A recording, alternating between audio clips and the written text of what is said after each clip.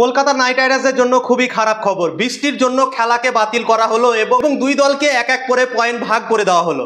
কলকাতা আজকে এই রানটা চেস করতে পারত। 202 রানে টার্গেট দিয়েছিল পাঞ্জাব কিংস কলকাতা নাইট রাইডার্সকে এবং কলকাতার কাছে সুযোগ ছিল এই ম্যাচটা জেতার, কিন্তু বৃষ্টি চলে এলো এবং বৃষ্টি বাধা হয়ে দাঁড়ালো কলকাতার আগাদিকে এবং আমার মনে হয় এই রানটা চেস করতে পারত এবং বৃষ্টির জন্য কলকাতা 1 পয়েন্ট হারিয়ে দিল এবং পাঞ্জাব কিংসের লাভ হলো। আমার মনে হয় পাঞ্জাব কিংস 1 পয়েন্ট পেয়ে নিল বিনা ফকটেই। কলকাতা সেই রানটা চেস করতে পারত। ইডেন গার্ডেনের মাঠে 202 রান আমার মনে হয় চেসেবল টার্গেট এবং সেই রানটা কলকাতা চেস করতে পারত, কিন্তু কলকাতার আগা দিকে চলে এলো বৃষ্টি এবং সব কিছুই খারাপ করে দিল। বৃষ্টির জন্য এই ম্যাচটা খেলা হলো না এবং বাতিল করা হলো এবং দুই দলকে এক এক পয়েন্ট করে ভাগ করে দেওয়া হলো। তো কলকাতা নাইট রাইডার্সের জন্য ভাই আজকে খুবই খারাপ খবর। কলকাতার কাছে অনেক বড় সুযোগ ছিল কি এই ম্যাচটা জিতে পয়েন্টস টেবলে ওপরে যাওয়ার এবং 2 পয়েন্ট ইম্পর্টেন্ট ছিল কলকাতা দলের জন্য, কিন্তু 2 পয়েন্ট তো পেল না কলকাতা, 1 পয়েন্টই শুধু পেল এবং পাঞ্জাবও 1 পয়েন্ট পেয়ে গেল। তো পয়েন্ট শেয়ার হয়ে গেল বৃষ্টির জন্য।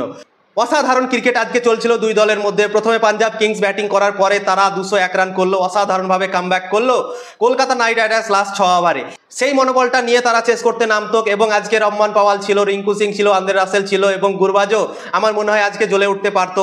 সে আগের ম্যাচটা ফেল হয়েছে, তো এই ম্যাচে তার ব্যাট থেকে আমার মনে হয় রান আসতো, কিন্তু আজকে কলকাতা নাইট রাইডার্স চেস করতে পেলো না বৃষ্টির জন্য। খুবই খারাপ টাইমে বৃষ্টিটা চলে এলো এবং সব কিছুই খারাপ করে দিল। কলকাতা ব্যাটিং করতে নামলো, 1 ওভার হলো, 7 রান কলকাতা করলো 1 ওভারে এবং বৃষ্টি আর ঝড় চলে এলো এবং সব কিছুই নষ্ট করে দিল কলকাতা দলের জন্য।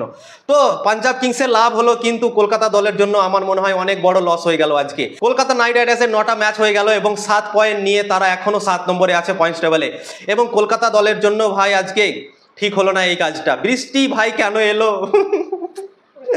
আজকে বৃষ্টিটা যদি না আসতো কলকাতা দল আজকে ম্যাচ জিতে যেত ভাই।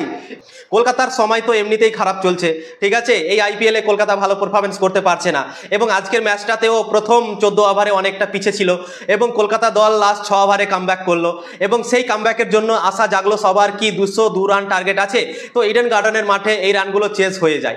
তো ইডেন গার্ডেনে যেহেতু ফ্ল্যাট পিচ থাকে তো এই রানগুলো কিন্তু চেসবেল, কিন্তু বৃষ্টি সব কিছুই খারাপ করে দিল এবং কলকাতাকে ম্যাচ জিততে দিল না। কলকাতা এই রানটা চেস করতে পারতো। রহমান পাওয়ালকে খেলিয়েছিল, সবাই এক্সাইটমেন্ট হয়েছিল রহমান পাওয়ালকে ব্যাটিং করতে দেখার জন্য, কিন্তু বৃষ্টির জন্য সব কিছুই শেষ হয়ে গেল এবং 1 পয়েন্ট করে ভাগ করে দিল দুই দলকে। তো সব কিছুই আজকে নষ্ট হয়ে গেল বৃষ্টির জন্য।